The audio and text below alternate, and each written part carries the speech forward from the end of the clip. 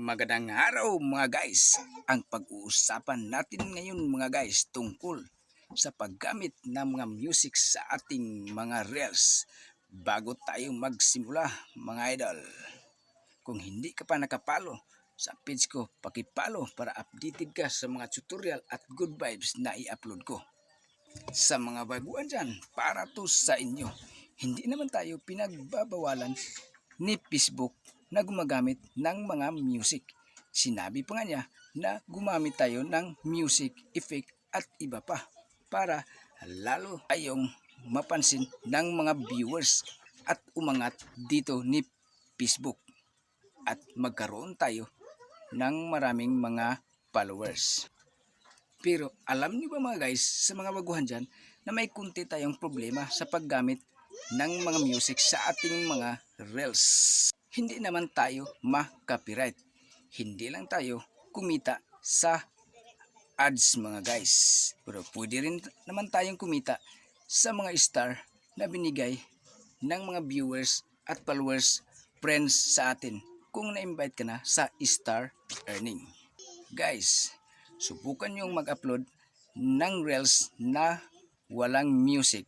Pagkatapos yung mag-upload, tingnan nyo sa baba. May makikita kayo doon na si Insight and Ads.